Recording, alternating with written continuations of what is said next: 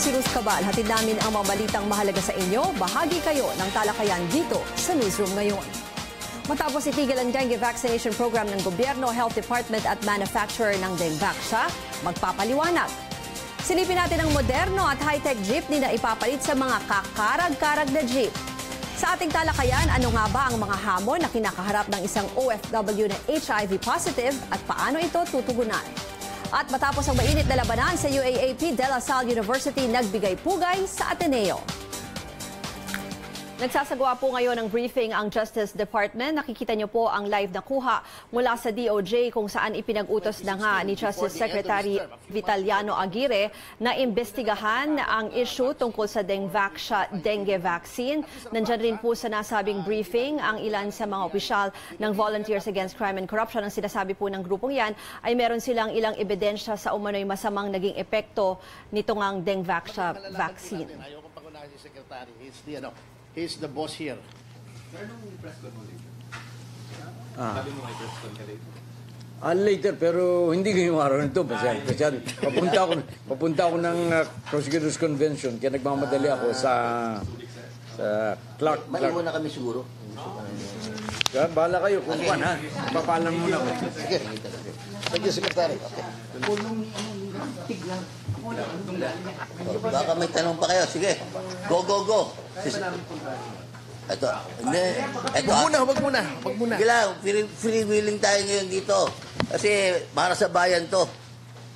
Meron lumapit sa amin na gusto mag-witness. Isang doktor. At maaaring marami siyang alam tungkol dito sa project na ito. Kaya ayoko muna pangunahan dahil makikipag-meeting pa sa akin. Pero nakarating sa akin yung information na mukhang natatakot siya because of security ng buhay niya. Remember, this is almost malaki to, billion to. At lumalabas, kung titingnan mo ang presyo sa India, kasi lumabas sa social media eh. Napakamura daw. Verify pa yan. Of course. Kasi ang laki ng diferensya eh. 1 million unit. Sa India daw, 1 million. I-verify pa yan, ha? Ang inyo pong napapanood ay isang briefing na nangyari kanina sa, ongoing pa ngayon sa Justice Department. Pero kanina po ay nagsalita mismo si Justice Secretary Vitaliano Aguirre at pinag-utos niya nga pong imbestigahan ang nangyaring pagbibigay ng Dengvaxia o dengue vaccine sa libo-libong mga estudyante. Ngayon po nagsasalita ang ilang opisyal ng Volunteers Against Crime and Corruption. Ang sinasabi po kanina ni Dante Jimenez ay meron daw lumapit sa kanila na isang doktor na pwede raw magtestigo tungkol dito sa issue ng pagbibigay nga ng Dengvaxia. Isa po yung government program sa dengue vaccination program. Pinatigil po yan noong nakaraang linggo at ihahatid po namin ang dagdag na detalye tungkol dyan sa nangyaring press conference ng Department of Justice. Muli pinaiimbisigahan na po ni Justice Secretary ang issue na yan.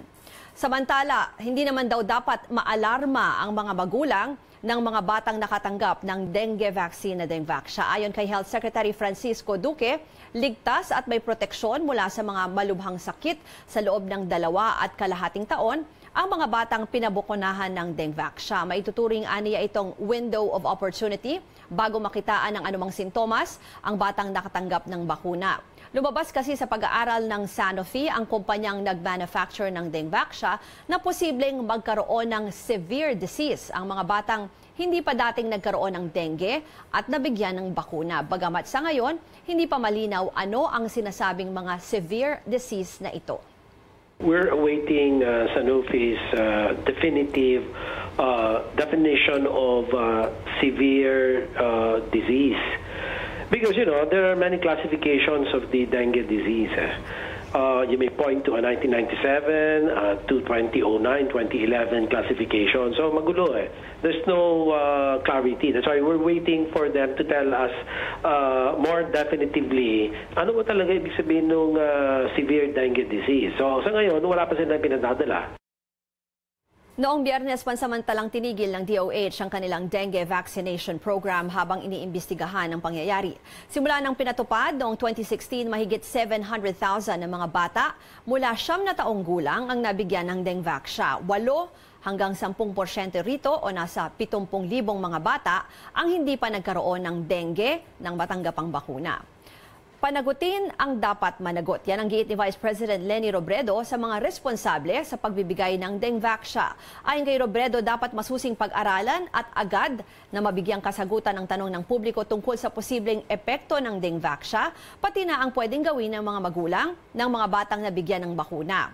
Ayon naman sa Malacanang, nakikipag-ugnayan na ang Department of Health at Department of Education upang mamonitor ang mga batang nabigyan ng bakuna. Tiniyak din ng palasyo na mananagot ang mga responsable.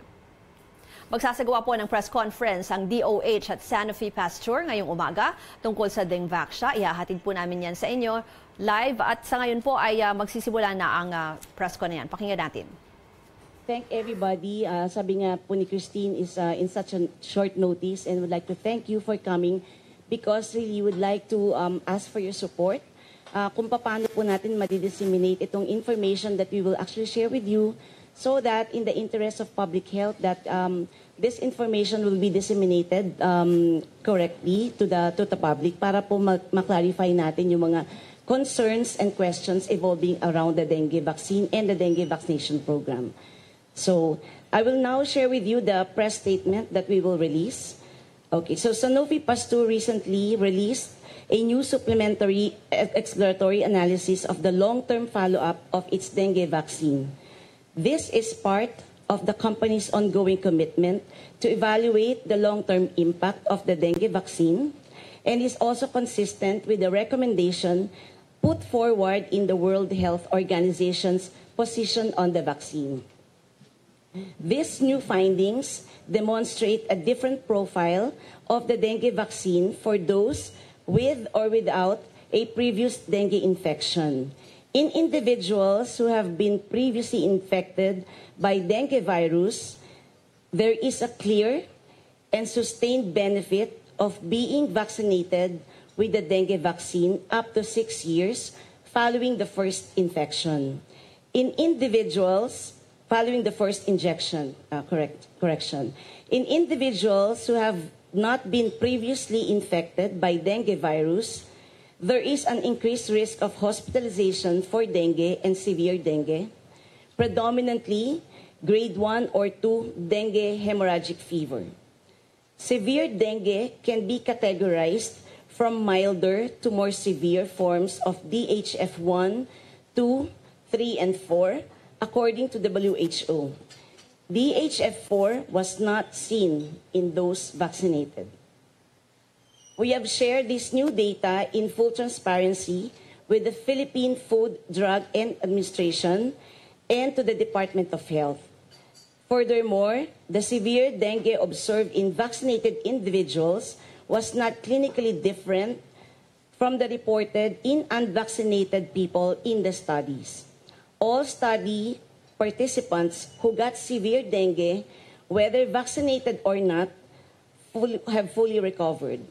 So may I just repeat that statement? All study participants who got severe dengue, whether vaccinated or not, have fully recovered.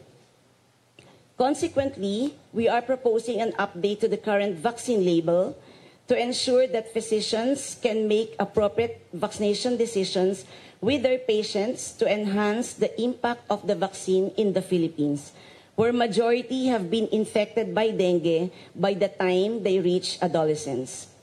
The company has also started to inform the new label proposal with private healthcare professionals to help them in the assessment of benefit risk of vaccination to their patients. Dengue is highly endemic in the Philippines, and since 2010, there has been a reported average of over 160,000 cases every year, mostly in children and in teenagers. Studies have shown that in individuals aged 9 to 14 years old, 9 out of 10 of them would have already been infected by the dengue virus. However, not all people who have been infected by the dengue virus are aware because around 75% of them do not have any symptoms. So this is actually the press statement that we have. And just to summarize it in 3 key points. One is new analysis of long-term dengue vaccine data from clinical studies found differences in vaccine performance in individuals with or without dengue infection prior to vaccination. Second, Sanofi is working with Philippines Food and Drug Administration to update product label to reflect the new information. And third, Sanofi has started to share this new data with all stakeholders, including private healthcare professionals, and is committed to keep on cooperating with the Philippines Department of Health, DOH, for its ongoing review of the public dengue vaccination program.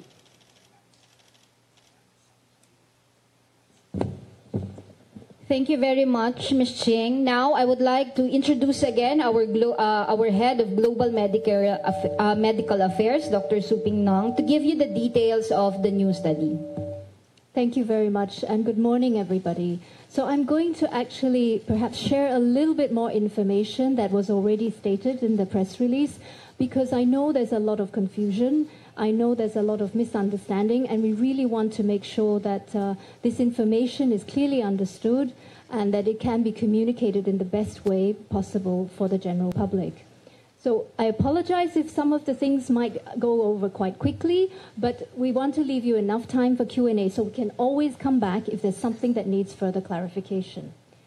So let me first of all start with dengue. It is actually known as a classical pyramid that you see here, that in fact of the 3.9 billion people around the world living in dengue endemic areas, this is half the world's population.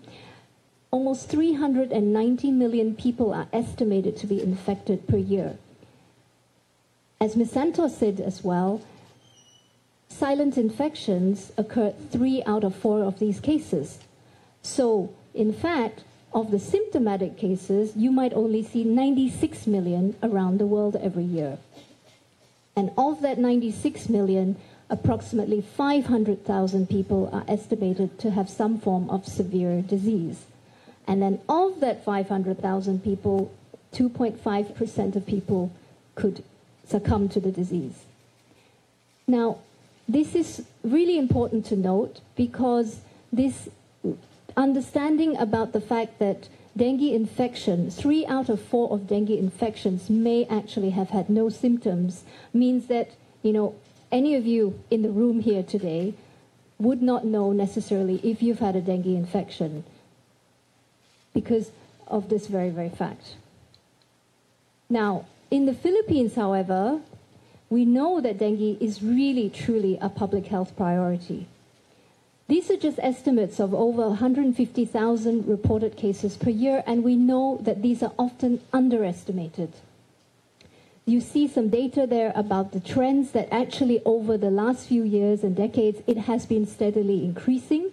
And you also see the trends on the right-hand side, which talk about the dengue infection rates by different age groups, that in fact, by the time people have reached adolescence, actually a significant number of cases have already occurred.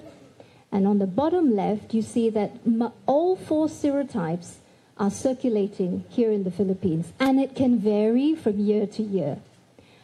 Also on the bottom right-hand side, you see that there's a lot of seasonality. So it tends to occur with the breeding seasons because, of course, that is when the mosquito breeding is going to be most prominent.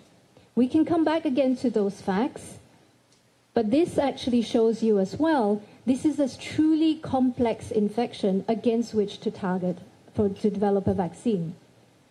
So, coming back to this point, is it true if you don't remember having had dengue infection that it means you don't have a previous infection? So out of a possible 100 people infected by dengue, perhaps only 25 might have had symptoms.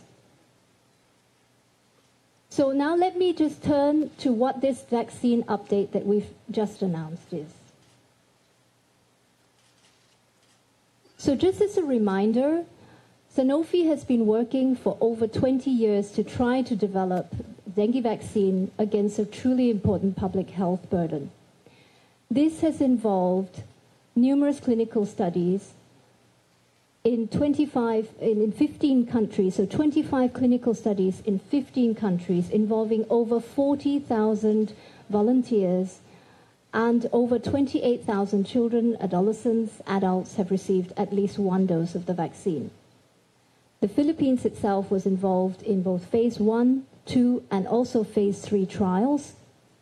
And in fact, we specifically chose to have these trials in the most dengue endemic countries because that would be where the vaccine could demonstrate its biggest impact. All the studies, the efficacy trials, were also conducted under the governance of the US FDA. So US territories were also included in this trial. So what did the data show us? This is just a reminder of the data that was available at the time of the vaccine being licensed. So you see that in the age group 9 and above, Dengvaxia was shown to be safe and effective, preventing 65.6%, or in other words, 2/3 of any form of symptomatic dengue, 80.8%, in other words, 8 out of 10 of hospitalizations due to dengue, 93.2%, meaning more than 9 out of 10 of severe dengue cases in the 25 months from the first dose. Now we have continued, as per WHO guidance, as per our commitment, to continue to follow up all these participants up to 6 years following the first dose.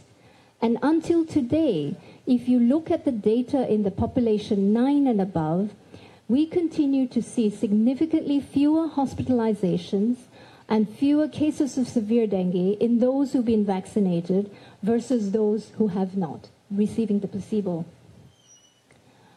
So this information, up to the 3rd year of the trials, was used to actually gain the registration for Dengvaxia.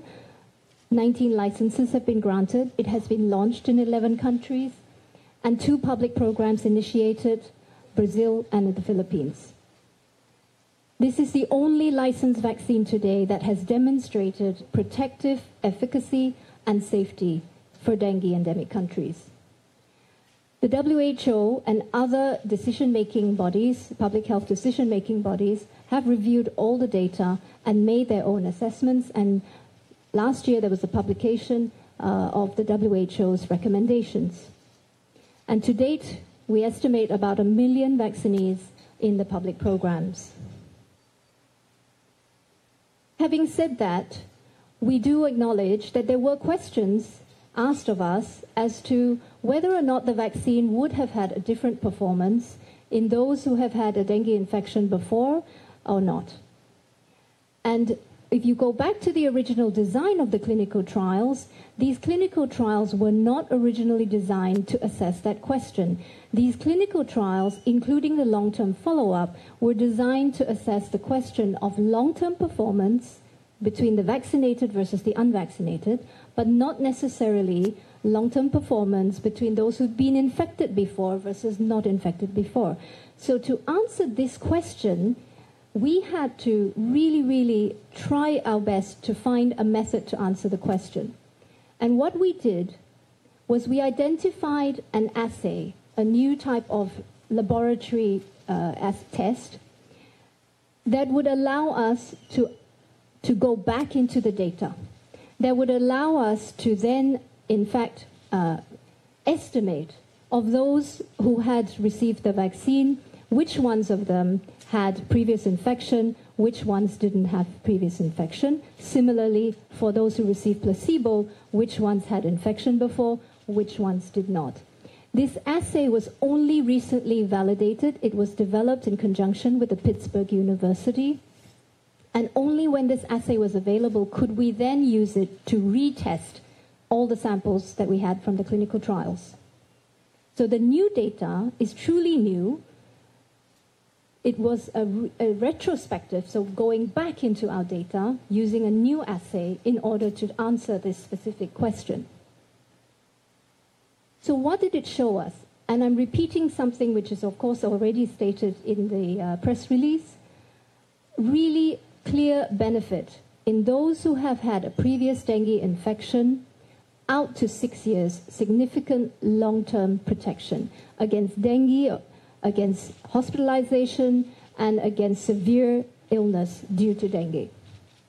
However, in those who did not have a previous dengue infection, we noted in the longer term an increased risk of hospitalized and severe dengue in those who had been vaccinated compared to those who received the placebo. This was largely seen in the third year of the follow-up, from the third year of the follow-up. Now, with this information, we now have a better way to assess how to better use this vaccine so that we can indeed maximize its impact, because we can then use the vaccine in a more appropriate way in order to ensure that those who really, really need it should be receiving it. So this is why we have gone out, we have gone to the national regulatory agencies, we have spoken to the departments of health, and we want to make this information known so that it actually helps all the decision makers, the clinicians, make even better choices.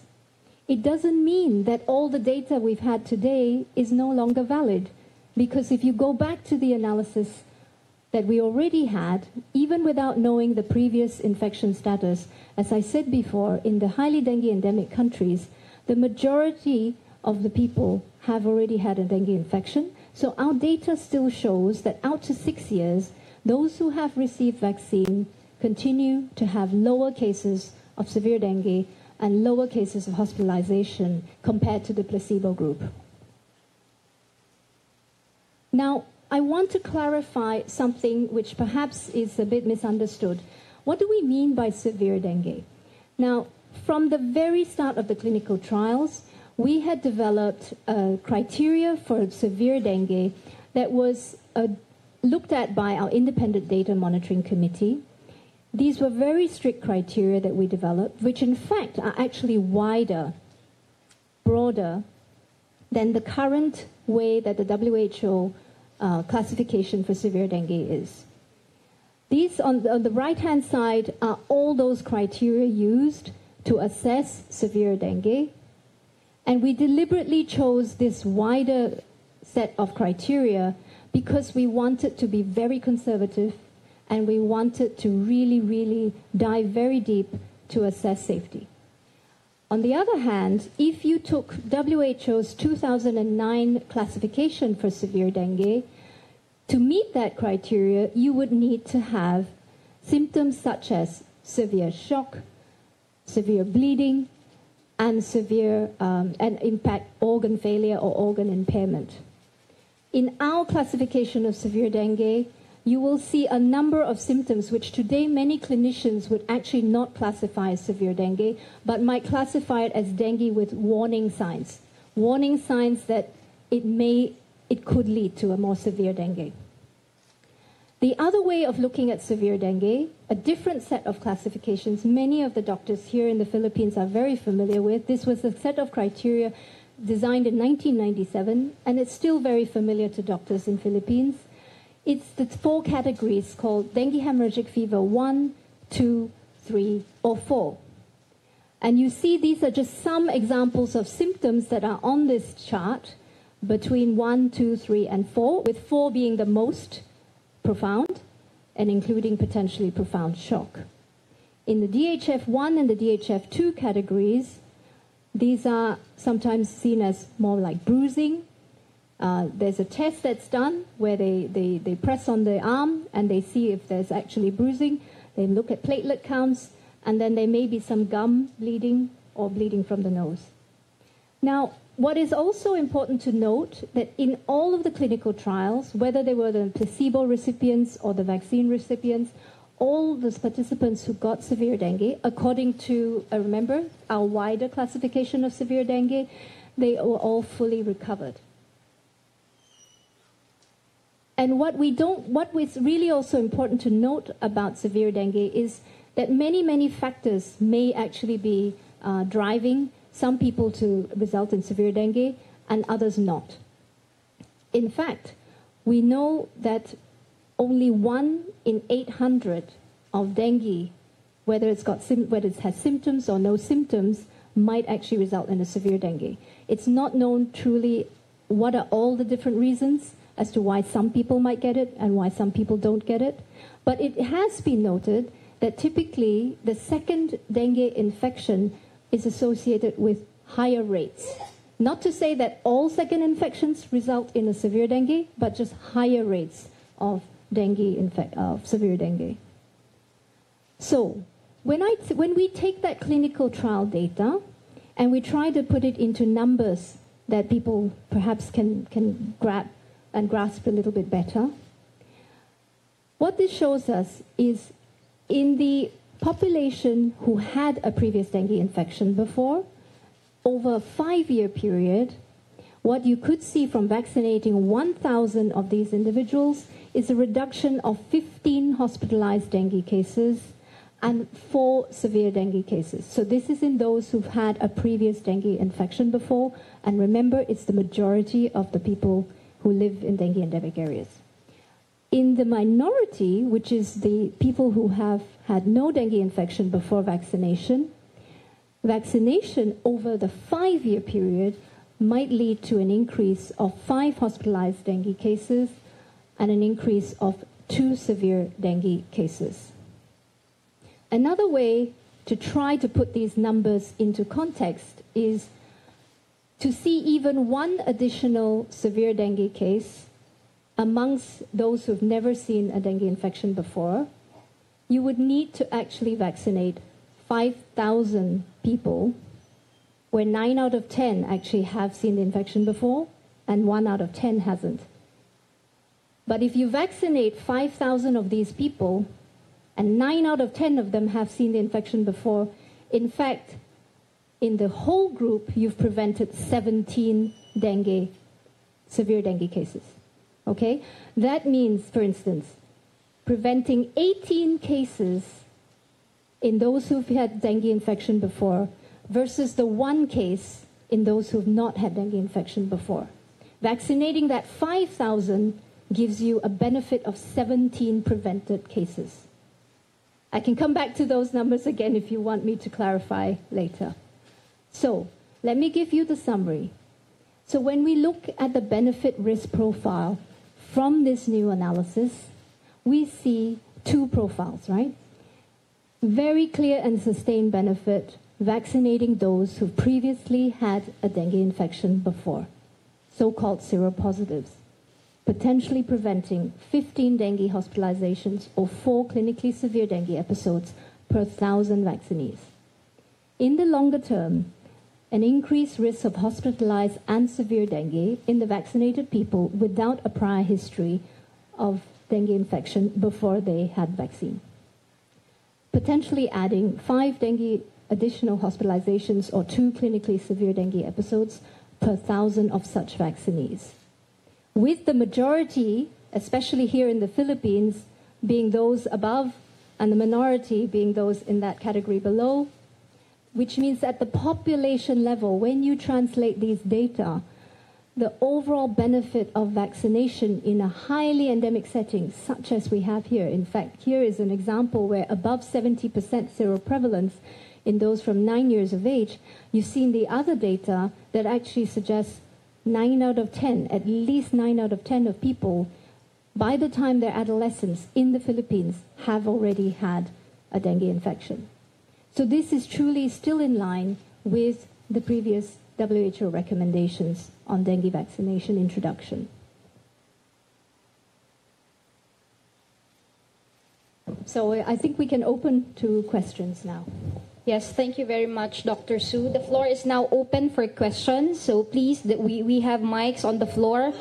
For those who would want to ask questions, please state your name and the organization which you represent. So yes, sir.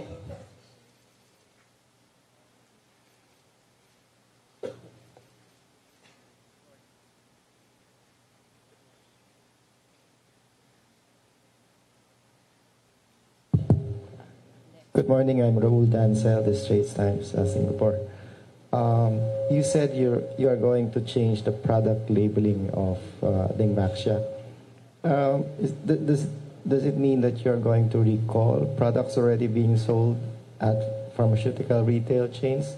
How are you going to go about that change? So far, with all the agencies that we've spoken with, no one has asked for a product recall. They have agreed with our proposal that we want to inform doctors through both a direct communication by letter, through medical education activities, in order that they are all readily informed of the new information. And of course, depending on each of the different ministries of health in the different countries, they can also issue their own circulars and memos to the doctors. Okay, next question, please. Hi, Sophia Tomacruz from Rappler po. When you were talking about the new findings, and you said that it went both ways, right? So for those who had prior infections, it was more effective because it increased the period to 6 terms. But for those without infections, it posed a higher risk for them contracting severe dengue. So are you saying that for those who had no prior infection, the vaccine was not effective? So with this profile, what we would say is that today, if you know somebody who has no previous infection, we would not recommend vaccination. What is important to note, however, is that it depends on which country you might be in. It's sometimes not so easy to really identify, as I said before, who has had a previous infection, because you saw 3 out of 4 cases can have no symptoms. So given that, you have to look at local data, you have to look at local epidemiology, the burden of the disease in the country, to make an assessment of what's called the seroprevalence. So what proportion of people living in a given country have had previous dengue? What we know from the data from the Philippines is that it's 9 out of 10, at least, who have had a dengue infection by the time they reach adolescence. Dr. Santa Ana, would you like to add to the statement of Dr. Su? I think nasabi na ni Dr. Su, dito sa Pilipinas, 9 hanggang out of 10 are already exposed. Okay? Hindi ibig sabihin nito na ito yung mga na-hospital na ng dengue. Sabi nga kanina, 3/4 of the cases are asymptomatic. So dito sa room na to, masasabi natin na around 3/4 we already had exposure to dengue, whether alam natin or hindi. Okay. The lady in red, please, ma'am. Lizel Once of DZRH po. Was Philippines a part of your clinical trial? Yes, I think I showed the slide before. The Philippines was involved in clinical trials leading from phase 1 to phase 2 to phase 3. And as I also highlighted before, the phase 3 trials as well were all governed under the US FDA's governance for clinical trials. Okay, if that was the case, then why was the Philippine government charged worth 3.5 billion for the Dengvaxia? Sorry, may I ask ma'am to please repeat the question? Yes, if we are a part of the clinical trial, why did the Philippine government pay for it for 3.5 billion pesos? Okay. Actually, yung clinical trials are of course different from the commercial product. Just like any other study that is being done, whether here or in other country, yung study is a different process, and then pag na-license na siya, magkaiba rin siya. So, hindi siya magka-associate. Okay. Another question, last na po. If ever there would be reports about children who had side effects because of Dengvaxia, are you willing to pay for it? Well, sa ngayon, just like we have mentioned, nagko-collaborate kami with the FDA, with the DOH, on the ongoing review. And in fact, we don't want to preempt that. Pero syempre, we are really a supporter and collaborator of the agency. No? So kung ano magiging action plan na nire-review ngayon ng DOH, ay nandun kami present. We will always support. Thank you. Okay, Cory. Can I just add one point, about clinical trials and how much the vaccine research community in the Philippines has really contributed, not just for dengue vaccines, but if you take rota vaccine, you take HPV vaccine, pneumococcal vaccine, influenza vaccine, rabies vaccines, the Philippines have been involved with clinical trials to develop all of these vaccines. So it should not just be looked at from a dengue vaccine standpoint. Okay, Dr. Rubay. Just to address the other point, I think it's important for everyone to know that, like DOH, safety is the top priority of this company as well. Our focus as of today is to communicate these results as proactively and as transparently as we can to FDA, MOH, to our Department of Health, and to all the doctors. But we are, rest assured, we are in collaboration with the Department of Health to make sure that the mechanisms are in place. And we will decide how to move forward with the Department of Health. Good morning. To Ms. Ching Santos. Ma'am, kapag halimbawa nagdesisyon ang DOH na bawiin yung naibayad na nila, since we know na fully paid na rin po ang bansa natin. So pag nagdesisyon po sila na bawiin yung naibayad na, okay lang ba sa atin? Ano po yung gagawin nating step? Well, una, wala pa tayo dyan, no? At sana hindi naman umabot sa ganun. Because just to reiterate the fact that the vaccine actually has its value, no? Sinabi nga sa atin ni Dr. Su kanina that ang Philippines is 90% of us are seropositive already, and the vaccine actually works best for seropositive. So, let's take it aside. Ngayon, yung sa DOH, as I've mentioned, ayokong mag-preempt ng kung ano man yung magiging decision ng DOH. Pero sinabi nga namin, safety is our first concern. Nanay din ako, syempre, di ba? So, kung ano man ang kalalabasan ng decision that the DOH will agree with, of course, our company will actually discuss with them and arrive at a win-win situation for the two of us. For Dr. Santa Ana, para lang po ipaliwanag sa ating mga magulang, in layman's term po, Doc, ano po ba yung aasahan nila, tulad ng nabanggit kanina, na i-present kanina, yung severe na dengue. Marami po kasing mga magulang ang hindi masyadong maintindihan kung ano ba yung tinatawag nating severe. Pwede niyo po bang i-explain sa amin, Doc? Alam mo, maraming salamat sa tanong na yan. Kasi even sa pamilya ko, pag uwi ko dito sa Pilipinas ng isang linggo, ang unang mga tanong sa akin, bakit nakaka-severe ang dengue? Okay, at ito rin yung mga agam-agam na naririnig namin sa mga magulang. Of course, we feel for the parents dahil lahat tayo halos dito ay magulang. Okay? Pero as what Dr. Su said, let us put it in the proper context. Ano ba itong severe? Okay? So, ang iniisip kasi natin na kapag severe, ito na yung dengue shock na mamamatay. Hindi.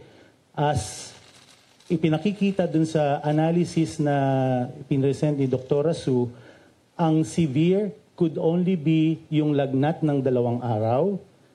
At kapag may suspect na case ng dengue, yung platelet count pwedeng bumaba. Pwede rin kapag nabunggo ka, magkakahematoma ka. Okay? Or magkakapasa ka, at pwede rin parang pagka nainitan ka, magbabalingoy-ngoy ka. So, iyon, dun sa pag-aaral na yon, kinlasify na yon as severe dengue.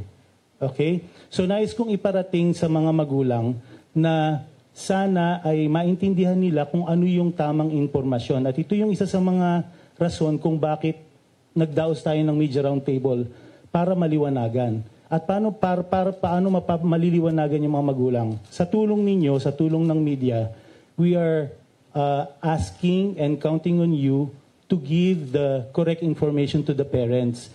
Kasi ang nangyayari ngayon, ang mga magulang natatakot. Hindi lang sa dengue vaccination at posible sa lahat ng klaseng pagbabakuna natatakot sila. And this will be very bad. Because alam natin na ang bakuna ay isa sa mga public health tool, na magliligtas sa mga tao sa mga vaccine-preventable diseases. So yung tulad po ng sabi niyo, like yung dengue shock, ganyan, bleeding, hindi po ito kasama doon sa sinasabi natin na severe, Doc? Doon sa pag-aaral na pinakita ni Dr. Su, yung severe dengue, na, walang kaso ng dengue shock syndrome, walang kaso na namatay, at lahat ng kaso ng pinangalanan na severe dengue ay nag-resolve spontaneously. At ngayon, yung gravity ng ito na tawag na severe dengue ay hindi mas malala dun sa mga seronegative kumpara dun sa seropositive. Pare-pareho sila. Last question po for me. Paulit-ulit po na tinatanong kung meron daw ho ba talagang namatay dahil sa dengue vaccine. So ano ho ba ang gusto nating sabihin to dito? Thank you. Actually, lahat ng mga cases no, ng adverse events or kahit anong reports are reported either to the FDA or to the DOH.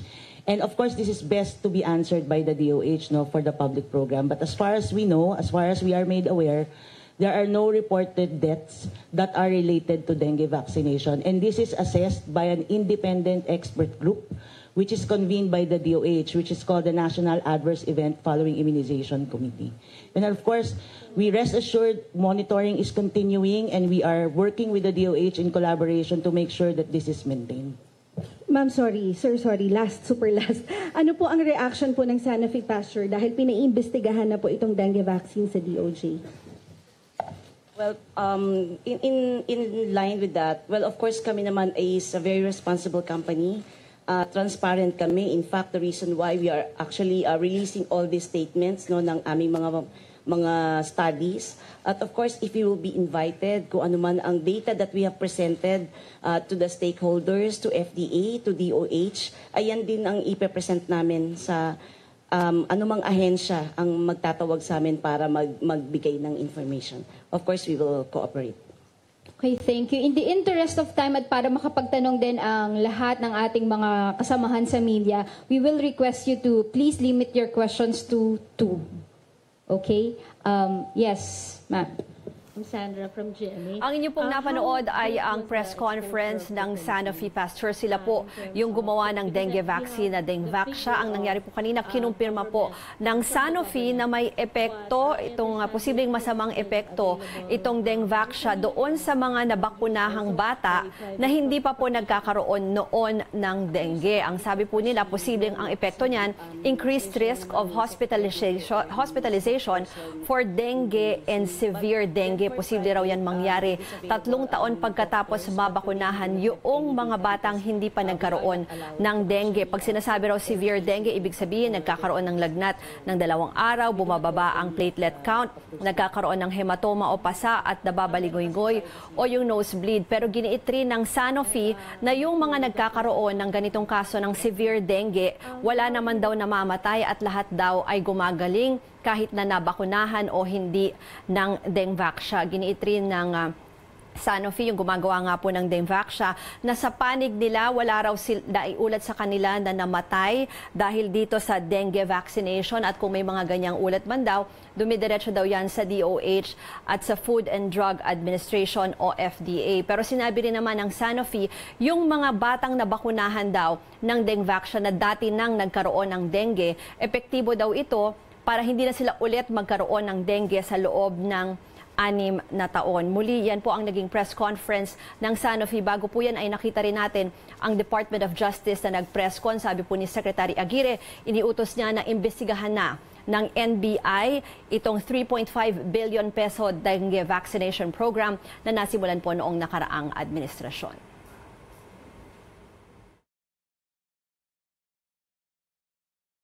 Ng unified information, tamang pag-intindi, yung right understanding of the data, at para hindi magkaroon ng ganyang accusations or belief or mindset no, na tayo ay ginagawang test. Of course, it's not, because this product has gone through rigorous tests. It has been developed over 20 years. Hindi man natuloy ang transport strike ngayon ng grupong Piston, naninindigan pa rin sila kontra sa jeepney modernization program. Pero ang gobyerno, target na simula Enero may shared with our FDA and even WHO At lahat po ito ay nasa kanila. And in fact, it's not just in the Philippines. There are like other countries that licensed and made it available in their country. So hindi po tayo nag-iisa. Dahil ang dengue ay isang napakalaking burden sa country, kailangan din natin siyang i-address talaga para naman bumaba ang kaso nito. Good morning po, I am Sandali lang. Sandra, para lang mas malino pa, yung programa ng DOH ay hindi clinical trial. Ito ay isang public program. So, I think yun yung parang kalituhan ng ibang mga nagsasabi na ginawang guinea pigs ang mga Pilipino. Salamat. Sir, ako po si Xander Kayabyab from DZMM. Ano po ang rekomendasyon ng Sanofi doon sa mga nabakunahan na ng dalawang administration? Itutuloy pa po ba yung pangatlo? Thank you po. So I'm going to say this in English and maybe Dr. Ruby can translate as well for you. Thank you. So we know, of course, that this is causing anxiety for parents who have already started vaccinating their children. I think what you need to remember as well is that, as we've seen with the data, more than 9 out of 10 of people here in the Philippines from adolescents have already had a dengue infection before. Now, for those who don't know, truly don't know what their status is, the data still shows that overall, in highly dengue endemic area, the vaccine is preventing more cases, there's far fewer cases, significantly fewer cases of severe dengue and dengue hospitalizations in those who've been vaccinated versus those who didn't receive the vaccine. My son is 12 years old. He asked me, and we were talking about vaccines and how they act. So I'm speaking as a mother now. He said to me, so vaccines work like training your body, like immune system to act like soldiers, right, to fight infection. So in this case, 9 out of 10 of the people have good soldiers, and unfortunately, perhaps 1 out of 10 don't get the good soldiers and maybe allow the enemy in. Okay, but in this case, because severe dengue itself is rare, even if the enemy gets in, even if the dengue infection gets in, what we're looking at is over 5 years. If there's been 1,000 people vaccinated, only 2 additional severe dengue cases. So we're not talking about everybody who's been vaccinated, who has never seen dengue before, getting a severe infection. So that context has to be really put into the picture. So that overall, if you don't know the dengue infection status, overall you should be assured that living here in the Philippines with the high seroprevalence you already have, that the majority of people are going to benefit from the vaccine. Dr. Rubay, would you like to add? I think nagdi-disclose na rin lang sila, no? So I will disclose na rin. I also have a daughter who's above 9 who was also vaccinated. At katulad po ninyo, hindi ko rin din po tines yung anak ko. So katulad din po ninyo, dapat meron din akong concern kung ang anak ko ba ay nagka-dengue o hindi. Ngayon po, hindi ko rin alam.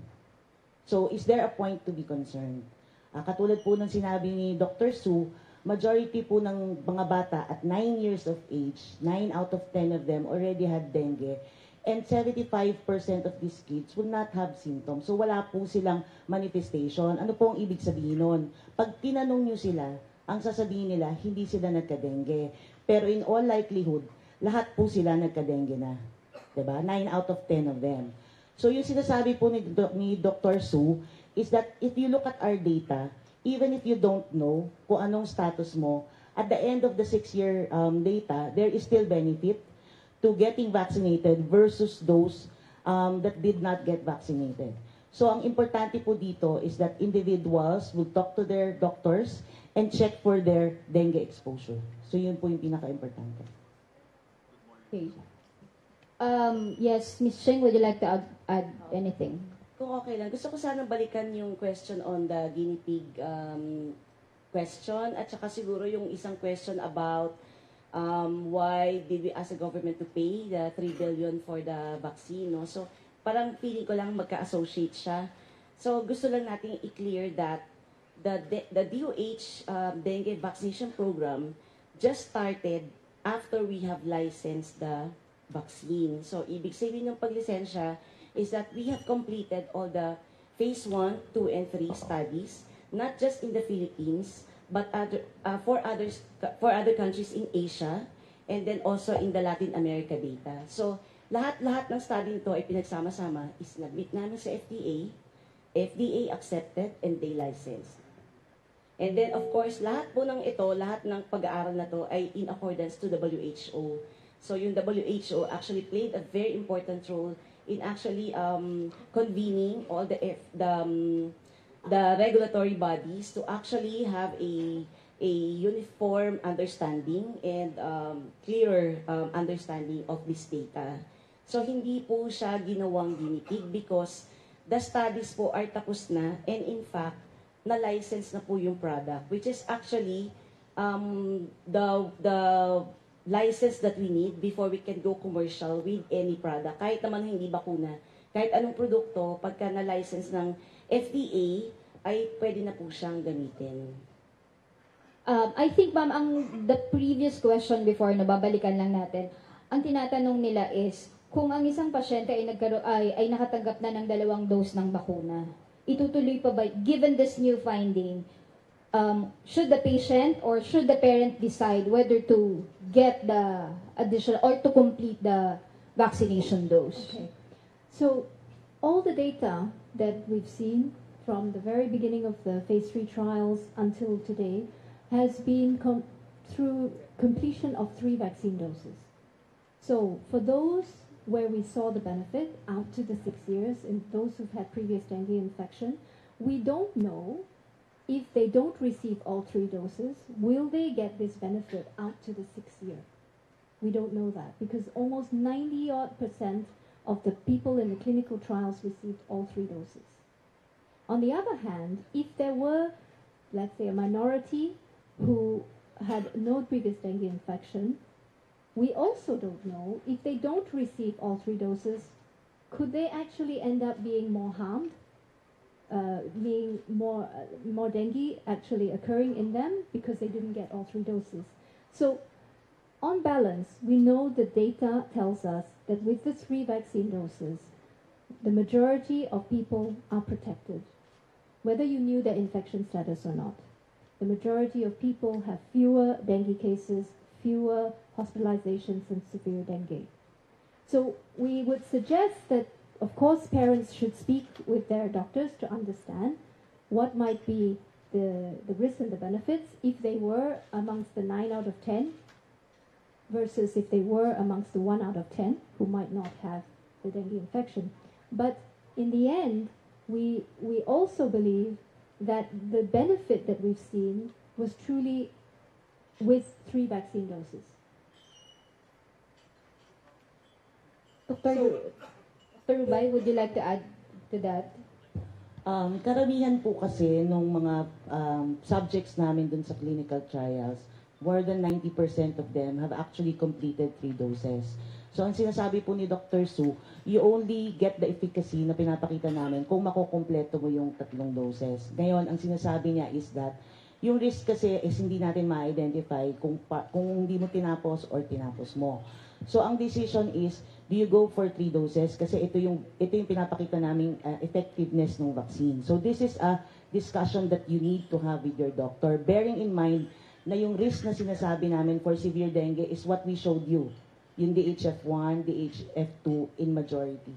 So yun ang dapat na discussions that we are having. Okay. We go to the gentleman here and then next will be Sheila. Good morning po, Mongo Alves from TV5. Ma'am, follow up lang doon sa naunang question, no? Clarification lang. So paano po, o may dapat bang gawin or i-take yung mga nakakuha na po ng vaccine, especially sabi nyo nga po hindi alam kung nagkaroon na sila ng symptoms ng dengue before, pero meron bang dapat silang i-take para maalis lang po yung pangamba ng mga magulang? And second question lang po is, paano nga po yung mga nakapag-take na ng first vaccine? So you're saying na kailangan makompleto muna yung 3 kasi they are really alarmed on this issue po eh. Okay, so yung first question po, anong gagawin nila? I think hindi nag-change yung the way you manage the disease because wala naman talagang vaccine that's 100% effective. Diba? So when your child has a fever, whether vaccinated siya or not, you still do the same thing. Diba? Kung maglinagnat siya, or any other symptoms na leading to dengue or you think is dengue, you still bring the child to the doctor. So it doesn't really impact yung management. So wala silang kailangan gawin as of today. Just bear in mind that you have these symptoms, which is the normal way that you manage the disease. And your other question is yung pag naka one dose. I think ito kasi has to be a discussion between the patient and the doctor, because the doctor has to be able to assess individual level what the dengue exposure of the patient is. Kasi hindi lang naman siya, maraming paraan para ma-check ito. Previous history, medical records. So kailangan kasi ito one-on-one ang discussion. And of course, after that, may explain ng doktor ano ang benepisyo at ano ang risk ng mga bakuna, knowing that majority of the people are already infected by dengue when they reach adolescence. Okay, Doc, would you like to add to that? Doc, okay na. All right. Sheila, and then we'll go to this side. Yeah, I'm Sheila Chrysostom for Philippine Star.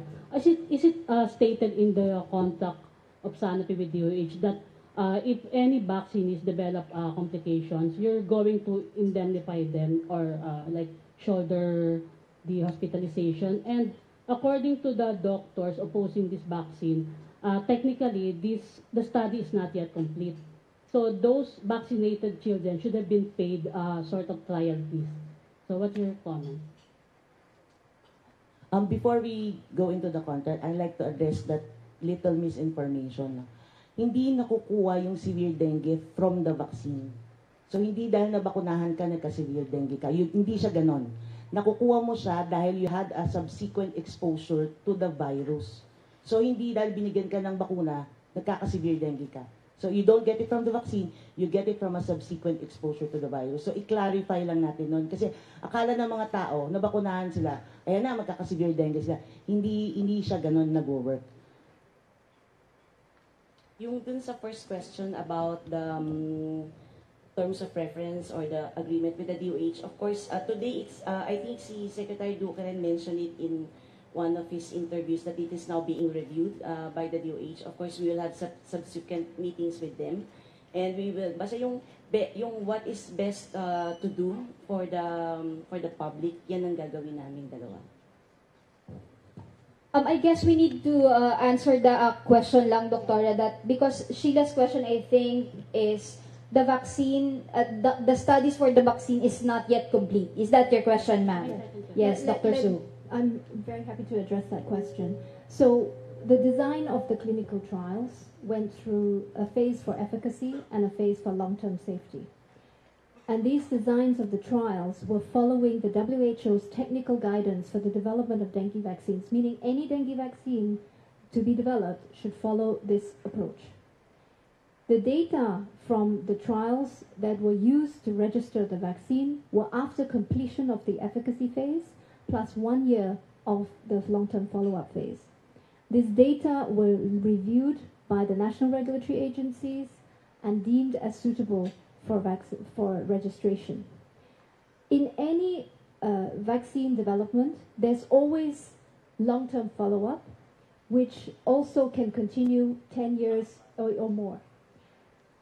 And sometimes new findings can even occur for old vaccines, even after decades that they've been on the market. So it is not uncommon, and it's part of our commitment to always monitor the efficacy and safety profile of all the vaccines that we have. So this is no different. These are new findings, findings that could not have been possible back when the study was originally designed, because we wouldn't have been able to tell the difference in those cases between those who had the dengue infection before or not. This data is new. It is only possible because we had a new assay. We went backwards into the data to assess. If we did not have this assay, we would not have been able to do this specific analysis. So any vaccine that is on the market that our company has, we have a long-term commitment. We always monitor ongoing efficacy and safety, and we continue to do that. If there are new findings, it is our responsibility to make that known, because we truly believe we want to make sure the best use of our products to ensure that they maximize the benefits and minimize the risk. And you will see that as a commitment for any vaccine that we have. Okay, so Sheila, does that answer your question? Yes, Secretary Duque said they are reviewing the contract, but do you have an idea, are there safety nets for the patients under the contract? Sa ngayon, nire-review rin namin yung contract. Hindi pa kami napupunta doon because today what we are collaborating with the Department of Health is, of course, one is to how to calm down the patients, bring the information to them. Kaya nakikipagtulungan kami sa DOH on how to reach them in their communities with information, with education materials, with questions to their answers. So I think nag-umpisa kami today to go to Region 3 para makapunta kami sa mga healthcare workers ng DOH at ng mga local government units para makatulong din sila na magbigay ng tamang impormasyon. So nandun tayo sa stage yun. Yan ay darating din. Siguro hindi today pero masasagot din yung question na yan eventually. Okay, ma'am. I'm Teresa Sarohana from Associated Press. You said your long-term study did not address this issue. So would you say there was a flaw in your design, in the study design? The original technical guidance from WHO asked for us to monitor in vaccinees what would be the long-term safety outcomes, which we had done. We designed it according to this. The question about whether a previous dengue infection would impact the performance of the vaccine actually came after. So when that question came, we had to think very, very hard to see how can we answer this question. And that was how we ended up working on a new assay, a new test with the Pittsburgh University, and then finally be able to use that test to go back into the study design. So would you say you should have held off on administering this vaccine since the study was not yet complete? Well, I wouldn't. So the long-term safety follow-up we committed to was out to 6 years.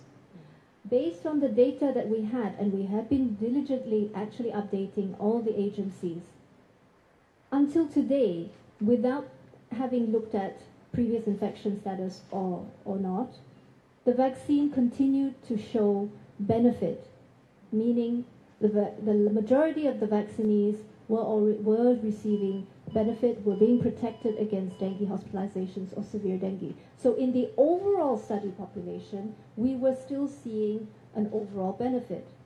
It's only with this new assay, new analysis, that you can now assess that perhaps there are two populations within the study, and that new information gives us new way to think about how to apply the vaccine, new way to improve the impact we want the vaccine to have. Yeah, the trouble is this is being done in hindsight, and the children who had no previous dengue infection might be put to harm. So what do you do with them now? So let me clarify again. The vaccine itself does not cause dengue. Vaccine itself does not give children severe dengue. It is dengue virus that does this. We have diligently done this analysis in order to answer some questions. And with this new information, we now know, of course, as well, that there are better ways to use the vaccine. Looking back at the children who've already previously received the vaccine, living in dengue endemic areas, we know the majority will and would receive a benefit based on the data that is truly coming from the clinical trials as well. What we also know, as Dr. Ruby said, is that no vaccine is 100% efficacious. So the same guidance would apply to anyone, whether they've been receiving vaccine or no vaccine, to look out for signs and symptoms of dengue, because actually early treatment can help and really does benefit the course of the disease. Okay. Thank you so much, Dr. Su. We would love to entertain more questions, but I believe Dr. Su needs to fly to Geneva to actually meet the World Health Organization. So we will now accept last 3 questions. Yes, ma'am. Yes. Cecil Lardizabal from CNN Philippines. Just follow up to that, Doc. Are you saying that you did not anticipate about the test that you're going to do just recently when you were when you issued this in 2016? I'm not quite sure. Could you repeat the question, clarify the Yeah, question? did you not anticipate about the test? Because you were mentioning about, you just had a recent test, and that was the result that you announced it last week. Did you not anticipate about that in 2016? You mean, did we not anticipate that we would see a different result? Yes, and about conducting that test, that specific test that you were mentioning, the essay? Well, with any research endeavor, there's no guarantee that you would have a success. We might not have succeeded in developing the right assay. If we had not been successful in developing the right assay, we would not have been able to even conduct this specific analysis. We conducted the analysis as a research endeavor. You have a hypothesis, and you have to test the hypothesis.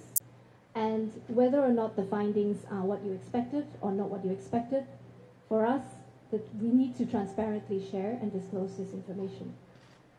Okay. Another question. The Department of Justice just had a press conference. The VACC was saying that there were 3 alleged deaths linked to the Dengvaxia vaccine, and they named 3 children. Are you aware about this? Let me address Region 3 po. the VACC concern. I think this is the main reason kung bakit namin gusto makipag-ugnayan sa media, no? Because this kind of information that is not validated, as I mentioned earlier, all adverse events or all reports of events like this are reported to the DOH and is assessed independently by the National Adverse Event Following Immunization Committee, and as judged to be all events as of today that we know of are not related to dengue vaccination. So our appeal today is that, we try to correct this misinformation, kasi katulad ng sinabi ng mga kasama ko kanina, hindi lang ito mag-impact sa dengue vaccination, kundi sa immunization in general. Maraming mga bata, mga magulang na matatakot magpabakuna when in fact mag-benefit sila for the vaccine. Just to give a few details, dengue is in fact in the top 10 mortality in the Philippines. And if you look at the 700,000 kids that have been vaccinated, you would expect 14 deaths from these children if they were not vaccinated at all.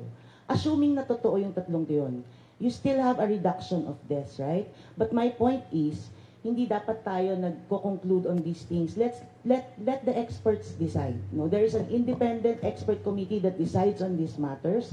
And as of today, what we know is that it's judged not to be related to the vaccination. So let me just repeat that, Doctora. It has been studied by the NIFIC and was concluded as not vaccine related. That's what you are saying. Okay. Yes, ma'am. Hi, good morning. I'm Ayu Makaraig from Agence France Press.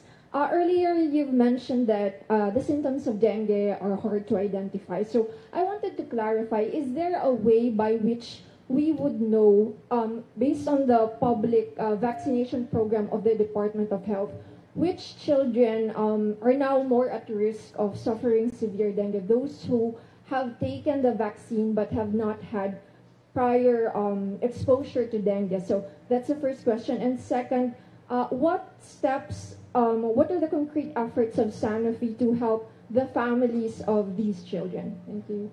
Let me take your first question. So unfortunately, there are no dengue diagnostic tests today that you could use in someone who's been vaccinated to tell if they had a previous infection before vaccination. Today's dengue diagnostic tests are geared towards diagnosing acute infection, meaning real infection in a patient. So the dengue vaccine already stimulates immune responses, so which means if you tested them, they would come out positive because they've been stimulated, the immune response. It doesn't mean that they've had dengue before or the infection before vaccination necessarily.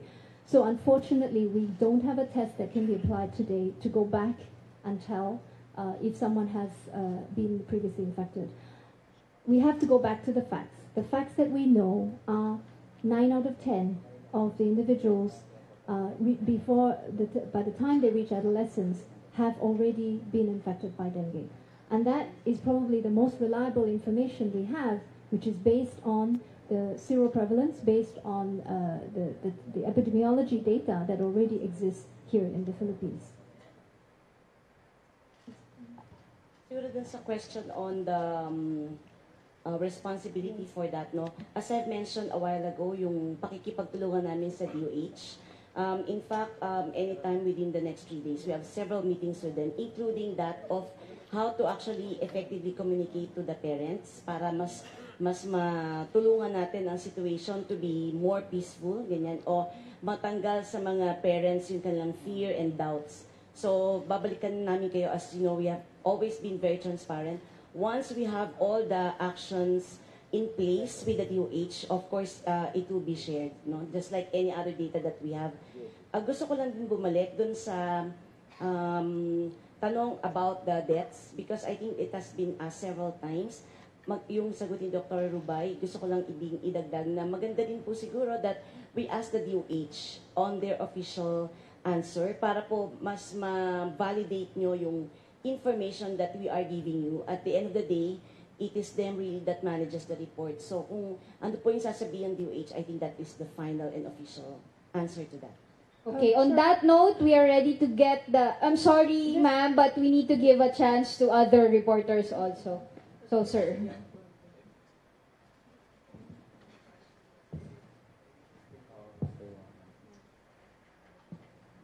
Good morning, Greg Gregorio po from IBC 13. I just wish to clarify the DOH statement last week when they said that yung efficacy daw po ng Dengvaxia doon sa mga those who have been vaccinated without prior infection would only last for 30 months or 2.5 years, as compared to what you've been saying earlier that those who have been vaccinated with prior infection would have 6 years of protection from dengue virus. Yeah, speaking about two different profiles of the vaccine. So those who have had a dengue infection before clearly have benefited from the beginning all the way to the 6 years, okay, against dengue infection, severe dengue, and hospitalized dengue. In those who have had no previous dengue infection before, from the original publication of our phase 3 trials, in the first 25 months of the efficacy phase, we did see statistically significant efficacy even in those who had not had a previous dengue infection before. This new data is now looking back and looking also at 6 years of follow-up, and this new data that we're sharing today is just highlighting that in this specific population out to 6 years, we do see an increased risk of dengue hospitalization, severe dengue, in those who have not previously been infected. This risk is seen predominantly starting from the 3rd year from the first dose.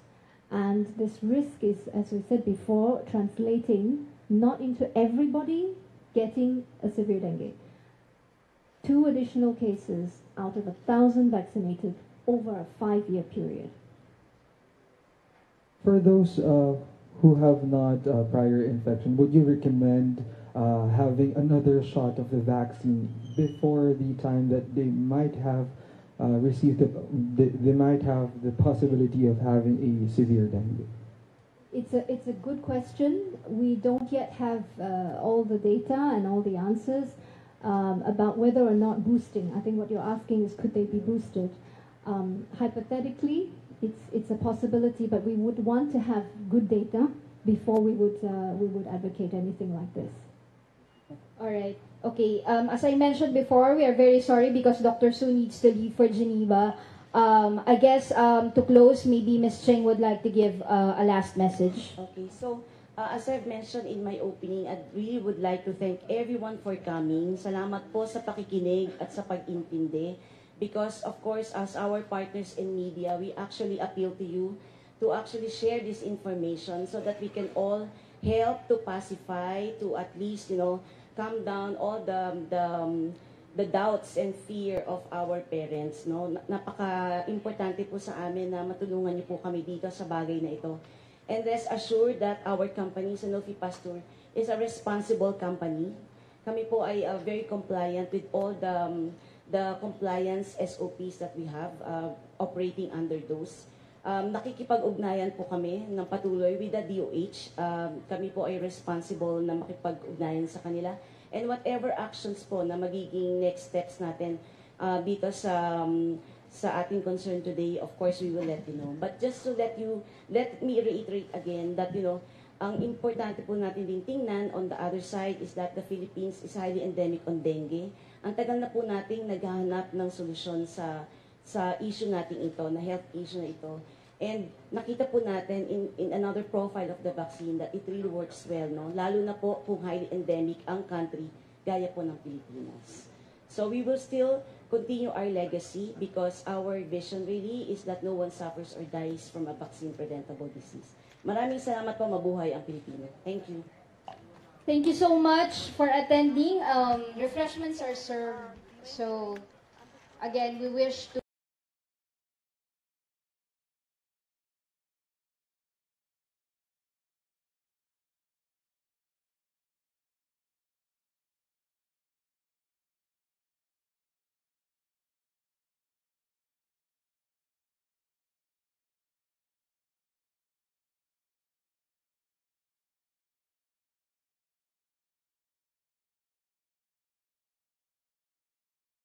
and a fine of 20,000 and not exceeding 30,000 within the discretion of the court.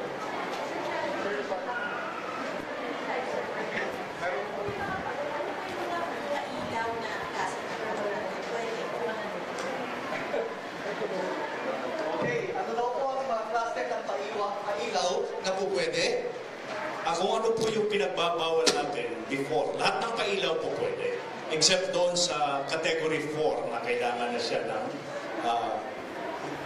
isang trained na person para magsagawa ng pailaw na ito. Pwede po yun. Pwede po yun. Ang nakalagay lang naman po sa IRR ng 7183 is yung sa paputok is yung oversize. Then, yung overweight, kailangan po ang size is not less, more than 0.02 or 3/4 teaspoon of powder. Then, yung oversize. Then, yung mixture of phosphorus with nitrates. Kasi masyadong malakas na po yun. At saka hindi siya stable. At saka yung kanyang burning rate ng kanyang pabilo is not more than 3 seconds and less than 6 seconds po, para stable po. And lastly, yung finished product ng imported na mga paputok, mga pyrotechnics, yun po ang pinagbabawal. Just like doon sa Piccolo, na unang-una may phosphorus yun. Second, imported po yun. Ang EMD po, sa opisina po namin, hindi nagbigay ng kaukulang permiso para magbigay ng phosphorus. So wala na pong Watusi at saka wala pong Piccolo dito sa atin na ginawa ng local and the Philippine Pyrotechnic Manufacturers and Dealers Association, yung mga stakeholder po natin. Maraming salamat. Thank you, sir. Mayroon pa bang katanungan? May karagdag. In addition lang dun sa Superintendent Vilela, ito po yung mga inaalaw doon sa Republic Act 7183 ng mga pailaw. Number 1 is sparklers. Ibasahin ko rin yung definition nila. Pyrotechnic devices usually made of black powder on a piece of wire or inside the news is people should not panic about the dengue vaccine. There is no danger with the dengue vaccine. What Sanofi, the manufacturer, revealed is that new studies indicate that for those who already had contact with dengue, and that's 9 out of 10 Filipinos, the dengue vaccine is in fact very effective in protecting the patient from another attack of dengue. The only new finding that they have is that for the 1 person out of 10 who's not had dengue, chances are, after 3 years, he may still be afflicted with dengue, which was classified as severe dengue. Now, the worry is on the term severe dengue.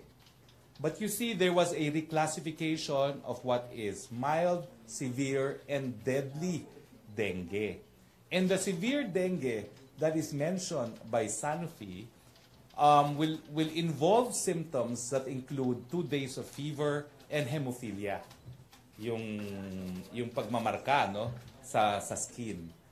It is not the deadly type of dengue. So, in common parlance, sa ordinaryong salita, yung pinakamalala po na po pwedeng mangyari ayon sa bagong pag-aaral mismo ng Sanofi, yung mga hindi pa nagkakadengue na isa lamang sa 10, po pwedeng magkadengue na sa ating classification dati ay mild lamang dahil meron ng lagnat at merong mga pasa. Hindi po yung severe na nakakamatay. Pero, ang kapalit naman po nun, proteksyon doon sa 9 out of 10 na nagka-dengue na from acquiring what could be not just serious but possibly a deadly stage of dengue. So ulitin ko po, wala pong dahilan para magpanik. Tama naman po na nagkaroon ng konting bahala tayo dahil hindi naman natin alam na matapos maibigay sa mga kabataan, akala natin complete immunity na from dengue kasi yan ang akala natin sa vaccination. Pag meron ka na, hindi ka na magkakaroon muli. Pero the worst case scenario, according to this new study, na isinapubliko naman nila at hindi tinago, no, ay 1 out of 10, yung hindi pa nagkakadengue, baka po pwede uli magkaroon ng dengue consisting of yung kanyang mga symptoms ay 2 araw ng paglagnat at saka yung konting pasa sa katawan. Hindi naman po yung nakamamatay. Of course, don't take it from me. Take it from the Department of Health. And today, we have Dr. Lyndon L. Lee Su, who is not only a spokesperson, but a specialist in, guess what field? Infectious diseases. So he is a specialist in diseases such as dengue. Okay? So in an effort to allay fears of the public, we invited the spokesperson and an infectious medicine specialist, Dr. Lyndon L. Lee Su, to answer in more detail your questions. Dr. Lee Su.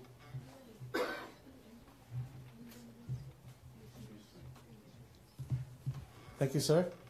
I'm pretty sure nabalitaan nyo na kung ano nangyari. And just to give you a brief background on how they actually received the news about this, on November 29, Sanofi Pasteur kasi nag-post po sa kanilang global website. Naglabas sila ng PR about the latest findings ng kanilang study ng pag-aaral ng kanilang data. It turned out, tulad na binanggit ni Secretary Roque, that those persons who have not had experience of dengue before, which is 1 out of 10 sa mga Filipinos, may risk na talaga mag-develop ng dengue. Ando pa rin yung mga lamok kasi.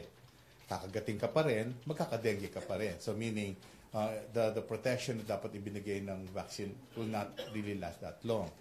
At nabanggit din kanina ni Secretary regarding yung mga manifestations, the severe that was being identified by Sanofi is totally different with our severe classification that is being used currently together with WHO. Now, why are they using different classification? Hindi kasi nila pwedeng baguhin bigla ang kanilang classification din. In the course of nung magbuhat na nag-umpisa sila nitong trial nito, which was like 20 years ago, or it took them like 20 years bago nila na-develop yung vaccine na ito. Hindi ganun kabilis ang pagbabago ng bakuna ng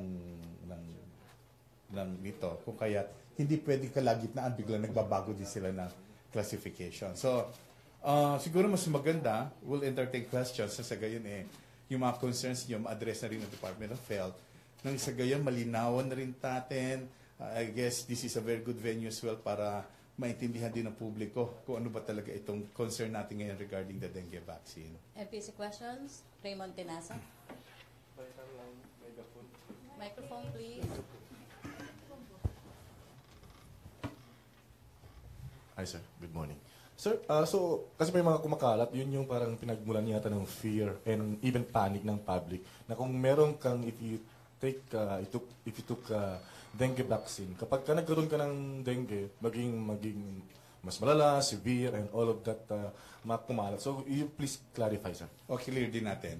Ang population natin, bisa natin to, based sa mga study na ginagawa namin sa sample population natin, lumilitaw na 9 out of 10 Filipinos have had experience of dengue.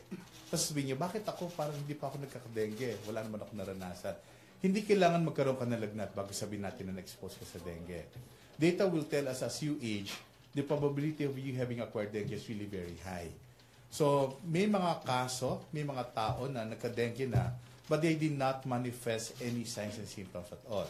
So, nagkaroon lang ng virus sa katawan at nag-develop naman yon. Nag-trigger yun ng protection o mag-develop ng protection ng katawan natin against future dengue infection. Yun yung mga positive.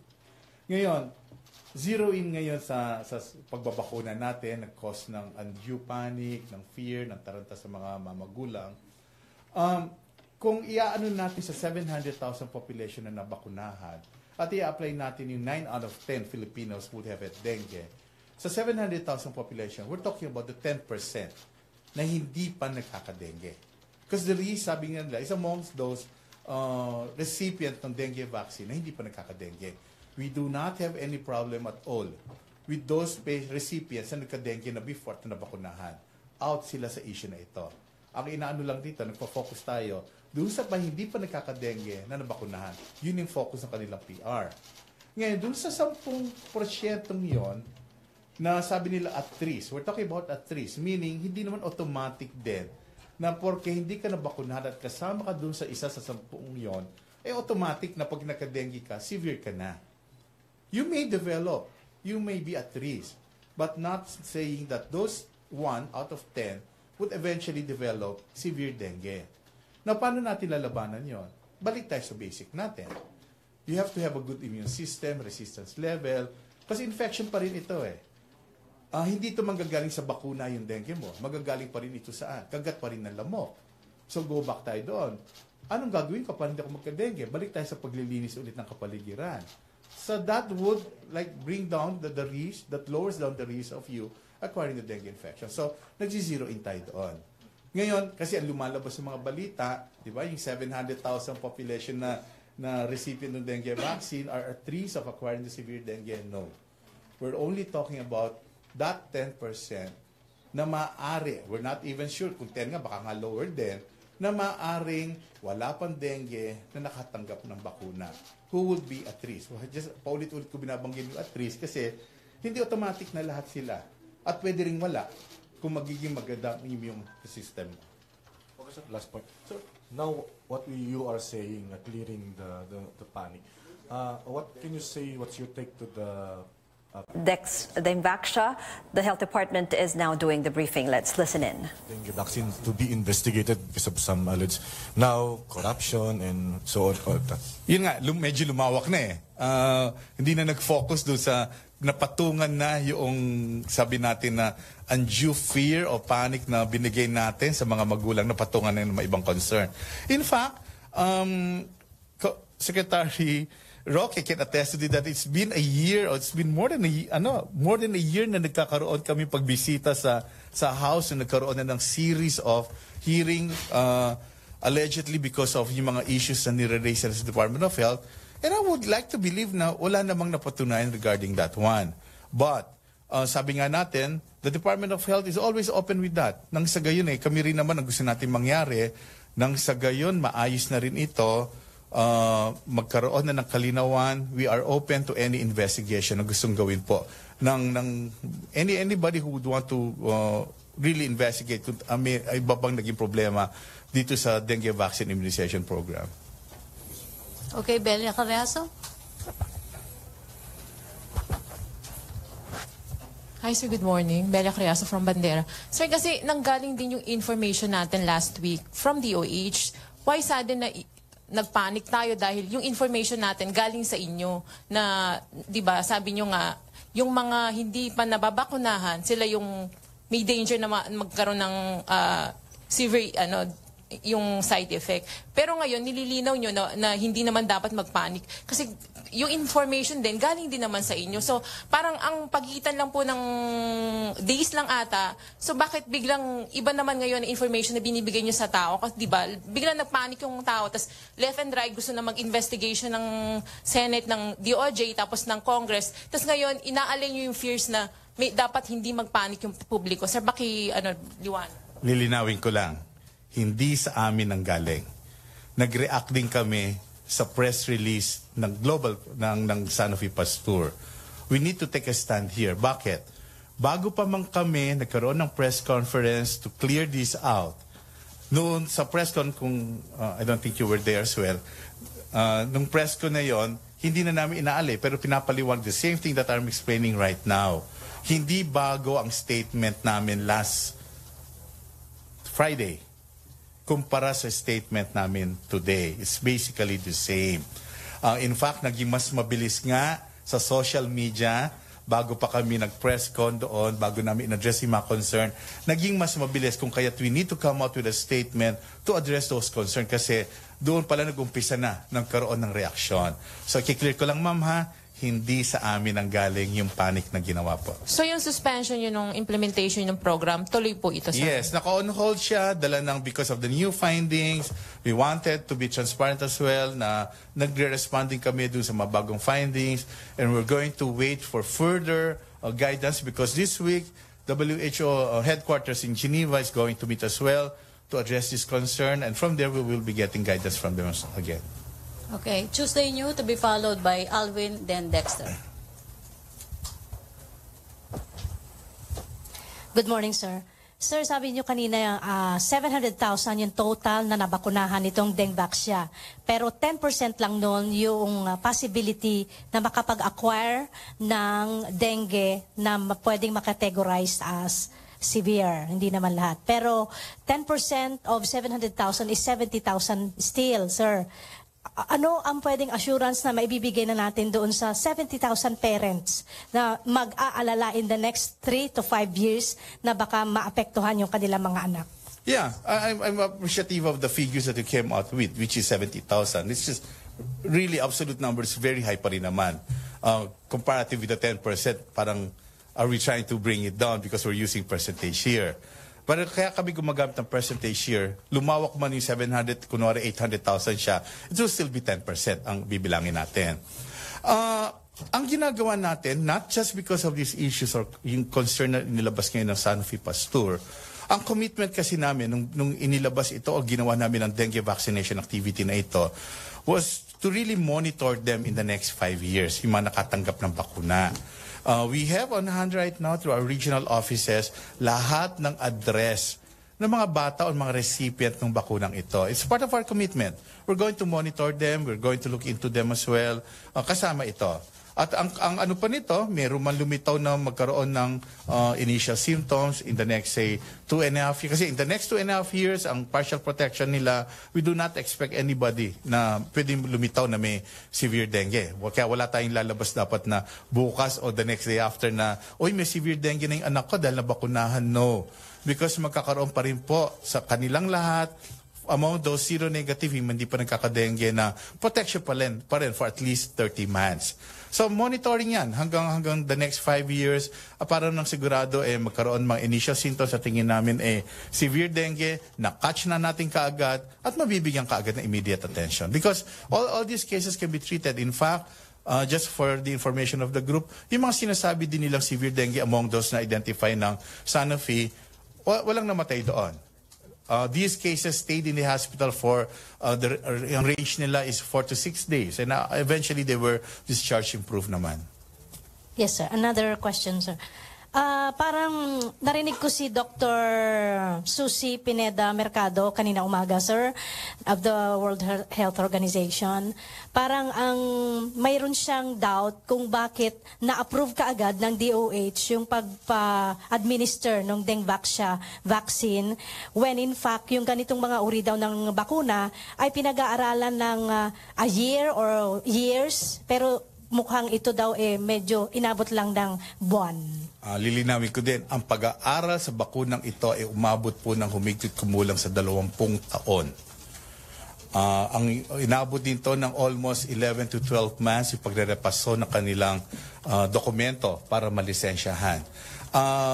I just wanted to be clear, ma'am, kung ano yung doubts niya para ma-address sana natin kung ano ibig sabihin ng she has doubts. Ano yung doubts niyo sana? Para ang gusto niyang sabihin, sir, napakadali for the DOH na inapproved. Actually, na-bring up din ito sa mga hearing namin sa Congress at naipaliwanag at naipakita naman na dumaan din siya tulad ng mga ibang mga gamot at mga bakuna or any products that will have to be registered with the FDA. Kasama siya, kasabay siya kung paano nire-repaso ang kanilang mga dokumento.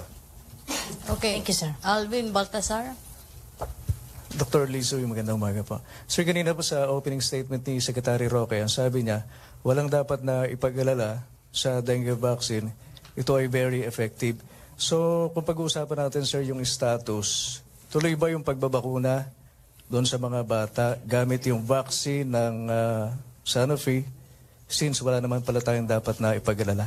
Well, currently, tulad na nabanggit natin, naka-on hold tayo sa ating mga immunization activity. Dala ng tulad na nga ng ginawa natin sa pagbibigay ng bakuna, base sa recommendation din, na sabi nga 70%, community meron, you can give it talaga sa komunidad. Hindi kasi nagkaroon ng sa recommendation na magkaroon muna ng testing whether nagkaroon na ba siya ng dengue o hindi. Probably because we're pending nung recommendation nila, baka yun na lumitaw na bagong rekomendasyon. Pero magiging concern naman dyan, yung sinasabi nilang test para malaman mo kung nagka-dengue na or hindi pa, it may not be readily available as well. Hindi siya ganun kalawak ang availability nito. So, but sa mga private naman, the private practitioners, kasi one-on-one naman ang pag-handle nila ng mga pasyente nila. And most of the time, dati na nilang pasyente ito, mas alam nilang history, mas confident sila kung bibigyan nila yung mga pasyente nila na alam nilang nagka-dengue na dati. Okay. Follow up, sir. Sir, gaano katagal yung pag-hold pansamantala? At saka may epekto ba ito sa posibleng baka masyadong harsh yung term na revocation doon sa Sanofi? Hindi pa naman tayo umaabot sa ganung usapin ng revocation nga. Ang sabi nga natin, tignan din natin positibong angulo na this is very effective among those cases na na-expose sa dengue dati, which is, sabi ko nga sa datos natin, 90% of the Filipinos. Yung tanong mo gano'ng katagal ang pag-hold nito. Mag-meeting nga ngayon ang WHO this week at ang Strategic Advisory Group of Experts on Immunization sa Geneva din. And hopefully, within the next 2 weeks, magkaroon na sila ng recommendation kung ano yung next step forward natin. Okay. Last two, Dexter and Philip. Hi, Asek. Good morning. Sir, tanong lang, yung dengue po ba ay once na nagka-meron ka ay pwedeng bumalik? Hindi siya yung bumalik. There are 4 serotypes. So, 4 na klaseng tawag sa lito yung mga strain. So, para quick lang, pag nagkaroon, ang tawag lang dito ay 1, 2, 3, 4 lang. So, pag nagka-dengue 1 ka na, protektado ka na laban sa dengue 1 habang buhay. Pero you will be at risk of acquiring 2, 3, at 4 pa rin kasi wala ka ng protection doon. So, pag nagka-1 ka, may history ka na ng dengue at nabakunahan ka, protektado ka na laban doon sa remaining 3. So, hindi bumabalik, but because there are other serotypes na pwede ka magkaroon pa rin ng ganong klaseng infection. Natanong ko lang po kasi yun dahil medyo nakakabahala yung 700,000 na nabakunahan at sinasabi nyo po na 10% lang yung hindi pa nagkakadengue. Ibig sabihin, more than 600,000 ay nagkadengue na just in region Central Luzon, Metro Manila, and Calabarzon area? Pero Dexter, hindi siya nakakabahala dahil 600,000 na yun, which is the 90%, ay protektado na. Dala ng bakunang binigay sa kanila. Kasi noong 2015, we have 118,000 cases of dengue cases sa buong bansa. And 2016 ay umabot sa 100,000. I appreciate you bringing that up kasi it will only tell us na ganun ka-highly endemic ang Philippines, ganun kalaki ang problema ng dengue sa Pilipinas. Kung kaya't lahat ng measures tinitignan natin. Sabi nga natin palagi, dati pa, paulit-ulit namin binabanggit, dengue is not a problem that can be solved by the government alone. We all have our share of responsibility. Kahit mag-ingay kami na mag-ingay, kahit palagi i-press con, ito yung paglilinis, kung hindi maglilinis si nanay at tatay, dengue will still be at risk. We still have a problem. Last point, sir, sa akin. Sir, itong pinatigil ba ng DOH na dengue vaccination ay bago? O ito yung third dose para dun sa sinimulan noong April last year? Lahat ito. Regardless kung naka-isang dose ka pa lang, second dose ka pa lang. The total campaign, yung activity natin is on hold. Kasi may mga binabanggit, sir, yung pang last dose dapat na April, May, June this year ay hindi na isagawa. December na po ngayon. Ang binabanggit, pag hindi mo na kompleto yung tatlo, very, susceptible. I-verify natin kung saan hindi na isagawa yan. Kasi hindi dapat siya issue na hindi na isagawa. Kung April, May, June yun. Kasi ang concern ngayon lang lumabas. So dapat na ibigay siya ng April, May, June. If you can verify din kung saan lugar ito, dala ng, hindi dapat issue ang bilang ng bakuna. Dala ng we have more than enough vaccine. So, ibig sabihin, sir, yung 700,000 na kompleto nila, yung 3 doses? They are at different phases. Humigit sa kalahati sa kanila na kompleto. Wala naman pag-aaral pa naman na makakabahala na hindi pa makompleto. In fact, sabi nga natin, we still have until next year naman para makompleto ito, just in case, pending the recommendation, na isa yan sa titignan naman ng WHO as well. Okay, thank you, Dexter. Right, thank you. Philip Tubesa to be last question, si Cedric. Sir, good morning. Clarification lang, saan nyo nakuha yung stat na 1 out of 10? May data kami na ginagawa dito. Patuloy din ang pag-aaral din namin dito sa Philippines na may mga zero prevalence study kami ginagawa. You said kasi na it might go down, so could it also go up?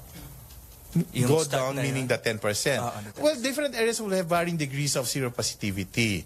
Pero sabi nga nila, in the general population that we're talking here. So generally, we can, let's say, conclude like it's a 90% thing that we're having here. Kung 20 years na po ito na pinag-aaralan, bakit hindi nakita yung kwan na yun, yung parang blind spot na yun na... Maaring may suggestive na siya dati, pero sa analysis ng mga data nila, ngayon lang lumitaw ng konkreto na at risk. Mas malinaw tayo dun sa word na at risk kasi parang ayaw naman nating sabihin na lahat sila ay magkakadengue at mag-severe. So siguro ito is precautionary measures as well to all of us na hindi ka pa nagka-dengue, nabakunahan ka, kailangan batayin mo rin ang sarili mo, baka magka-dengue ka at mag-develop ka ng severe manifestations. Sir, may reports din po na pag hindi tunuloy yung vaccination, maaaring may dangers dun sa nakuha na ng shots. Wala pa. The decision of to put on hold everything is not only coming from our secretary, but also based on the advice of our experts also. Na, sige, temporary put it on hold, lang naman to, temporary thing to, then we'll take it from there. Kung kailan maglalabas ang advice ng WHO, at tulad na nabanggit ko, isa sa consideration nila will be this one, yung mga hindi pa nakakompletong pagbabakuna. Kasi nga, kahit gusto natin ikompleto ngayon, ibigay natin ang second dose or third dose, but because of the alarmist na mga lumabas ng mga balita, it will definitely be very hard to really convince their parents na ituloy yung pangalawa at pangatlong doses. Okay. Thank you, sir. Cedric? Morning, sir. Sir, paglilinaw lang po, yung 30 months na period po ng effectiveness, ito po starts with the, after yung last, last dose. Okay, so regardless kung first, second, third.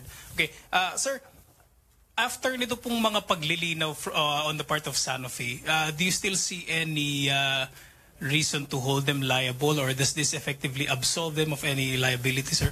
Hindi naman tayo nagiging conclusive dito. We still need to review again the documents. Tulad ng sinasabi nyo, baka nga naman may data na sila dati dito at ngayon lang inilabas. We wanted to be clear with that as well. So we'll be holding a series of consultative meetings with them just to make sure that everything is being addressed para na sa gayon hindi naman absuelto. I do not want to use the word absuelto here. Malinawan man tayo dito, it does not happen again in any future transaction we have, not only with Sanofi but with the other companies as well. Sir, meron daw pong nakaamba na class suit. This is coming from Attorney Topacio po. Please. We're ready for that. Kasi nga, sabi nga natin, prerogative yan ng mga magulang o ng mga tao na gawan ng ganitong concern. Sabi nga, the Philippines at the DOH, ang intention is really to provide protection na ganitong concern. We're ready. May mga dokumento naman kami na magpapatunay naman na maayos naman lahat. Thank you, sir. Okay, thank you, Dr. Lyndon Lisu, Presidential Spokesperson, Harry Roque. Now, of course, to allay the fears of the public, the DOJ has stated that it has initiated investigation on the purchase of this vaccine. As Dr. Lisoy also said, this matter has been investigated by both the House of Representatives and the Senate. I sat in some of the investigations in the House of Representatives, and there was no adverse conclusion to date. No? But this is, of course, all irrelevant now because the DOJ has formally started its investigation. I think the investigation will benefit everyone, including those that made the decision to purchase the medicine. If there are any irregularities, we will find out. If there are irregularities, then the President has said that he will take action. But everything as of now will be premature. Let's allow the DOJ to investigate. Okay, thank you. Okay. Any statement, Secretary Roque? And also, well, I guess the sentiment that should be shared with the public is we will tell you if there is a reason to be concerned. What we're telling you now is wala pong dahilan para maabala. The worst case scenario is matapos ng 3 taon, pang-4, 5, 6 na taon, baka magka-dengue muli. Ulitin ko po, yung sinasabi nilang severe dengue, hindi po nakakamatay. Lagnat at pasa, hindi naman po nakakamatay. So wag po tayo magpanik. At kung meron naman pong ibang datos na magpapakita na talagang may dahilan para maabala ang publiko, sasabihin naman po yan ni Presidente Duterte. Wala po kaming itatago sa publiko. Okay? Okay, MPC questions? Other issues? Dexter Ganibe. Bago tayo mag-other issues, mag-good news muna ako. Okay, sir. Okay, Good News Monday. Okay? So the Philippines has eliminated maternal and neonatal tetanus. Okay, government's efforts in providing quality health care services to pregnant women, mothers, and newborns, including those in isolated and conflict-affected communities, has finally met with success. The Philippines earned a maternal and neonatal tetanus elimination status, which means that the country has less than 1 case of neonatal tetanus of 1,000 live births in every province, city, according to the United Nations Children's Fund, UNICEF, and the World Health Organization. We would like to thank our health workers who face numerous challenges to reach even isolated and conflict-affected communities, teaching the importance of clean birth deliveries. More good news, Marina reforms processing of documents of seafarers. Filipino seafarers can now process their documents with ease. Marina launched several reforms to help almost 780,000 registered Filipino seafarers in processing the requirements faster and more efficient. No? These reforms include online appointment system, formulation of a 10-year maritime industry development plan, and 10-year validity extension of seafarers' identification and record book. And then starting today, we observe National Human Rights Consciousness Week. The Philippines is an active member of the United Nations Human Rights Council. Our human rights record and accomplishment in this field were well recognized given the fact that the highest peer review body in the world on all matters of human rights, which is the UNHRC, unanimously accepted and commended the outcome report on the Philippine Universal Periodic Review. We reiterate our adherence to the rule of law remains as firm as ever, as is our commitment to the protection of human rights. Questions? Dexter Ganibe. Yes, sir.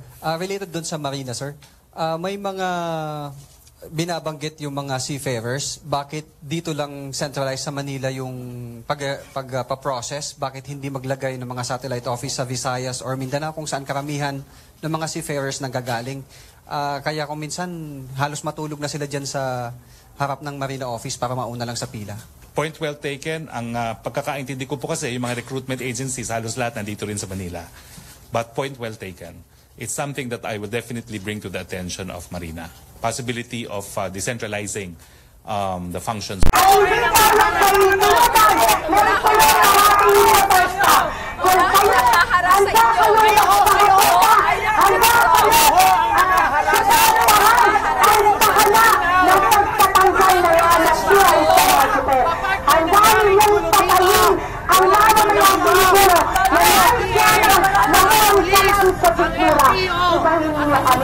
Ang mga tunay, ang mga kabataan ay hanggang laban, titigil para hindi na ang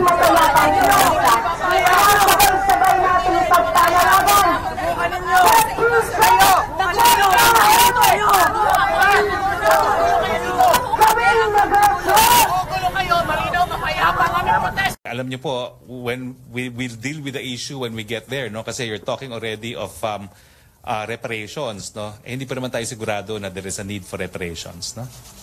Okay, thank you, Dexter. Chonayo? Sir, may update na po tayo sa recommendation ng AFP sa martial law. I promised to read the statement of Colonel Arevalo because the spokesperson, General Browner, is out of the country, no? So Colonel Arevalo sent me this statement. Okay. This was received last week, though, no? The AMP is mindful that the extension of martial law implementation ends on 31 December 2017. It is currently in the process of assessment and deliberation as to the recommendation. The AFP is looking at the possibility of submitting its recommendation to the President and Commander-in-Chief through the Department of National Defense by the first week of December. So it is this week that they will make the recommendation. So wala pa pala, sir? Kung Wala pa, pa. Ito sir. lang yung statement. Nakuha ko to after Thursday. Nakuha ko to siguro Friday. Siyempre, ngayon ko lang mabasahin. Okay. Wala pa. Suspended animation, ha? Okay. Next question, please. Question, Raymond Tinasa. Sir, over the weekend, Undersecretary Del Rosario of the Bangon Marawi Task Force, na he is open for partly extension of the martial law, especially in the central Mindanao. Kahit yun lang daw, okay na siya. So would the President consider yung hindi na the whole of Mindanao yung deklara, but only the regions, especially the Lanao provinces and the nearby provinces yung deklaraan ng martial law? I'm sure the President will consider that recommendation of General Del Rosario. After all, he is in charge of rebuilding Marawi. Thank you, sir. Question, Rose Novenario. I'm sorry, si Belia Carriazo? Belia? Sorry sir, medyo personal tong question ko. But before that sir, di ba last week, nagpatanong ako kay Ms. Roque na regarding do sa alleged death threat na nare-receive ng columnist, ang inaakusahan niya sir yung ating Presidential Task Force on Media Security, si Undersecretary Joel Egco. So sir, may reaction na po ba kayo dito? Siya bang inaakasuhan? Yes sir. Well, I'll have to look into it. I will give information to Yusek Egco. No? I'm sorry that we had to say it publicly. I did not realize that the complaint is directed against Yusek Egco. When I was asked that question last week, I said I will refer the matter to Yusek Egco because he is in charge of the Task Force on Media Security. No? So I will discuss this with him. Yes sir, kasi since ako kasi yung reporter from Bandera, and then yung concern kasi sir, husband kasi siya nung editor-in-chief ko. So dahil ako yung naka-assign dito, tinanong ko sa inyo. Kaya lang, nagkaroon ng turn of events sir kasi this few days na meron harassment sa part ko, sa editor-in-chief ko. Kaya lang, siyempre, i-deny ito ni Yusek Egco, sir. Pero meron kasi akong evidence dito nung vlogger supposed to be. Meron siyang post sa kanyang Facebook na galing siya dito ng Tuesday to meet an official. Tapos nag-post pa siya na may litrato siya nung NEB sa labas. So sir, hindi niya pwedeng i-deny ni Yusek Egco na hindi galing sa kanya yung nung pangharas ng vlogger against sa akin, sa kanong editor-in-chief ko, sir. So, ang ko kasi, sir, hindi naman ako nagpe-personal, sir. Yusek Egco, ginagawa ko lang yung trabaho ko. Kasi ang tanong ko, sa column ko kasi, sir, lumabas na, sinulat ko na, tinatanong ko kung ano yung accomplishment niya sa kanyang as Presidential Task Force. What I promise is I will look into this, but I don't think it's fair to actually bring out these allegations now in public, no, given that Secretary Egco is also not here. But I am also Presidential Advisor on Human Rights. I can sit down with you, and I can sit down also with Yusek Egco, and we will examine and investigate this matter. But let's not do it in this manner. So, sir, I in hope front so, of the sir. whole nation. Sana, okay? sir, sana. Please. I will investigate this matter. Okay, yes, thank please. You. Next thank question. You, Belia. Rose Novenario. Ay, good morning, sir. Sir, follow-up lang po doon kay Belia. Gaano po kabukas yung mga opisyal ng Administrasyon Duterte sa mga pagbatikos po ng media?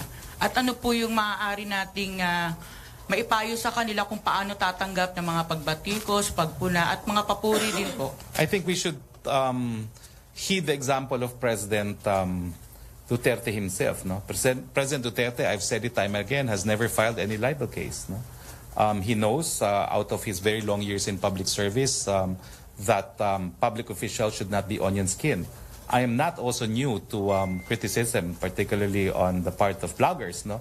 I take it in stride knowing that people are intelligent enough to know what the truth is. So we should not be onion skin. That is advice of the Supreme Court to all public officials. And ako, I walk the talk.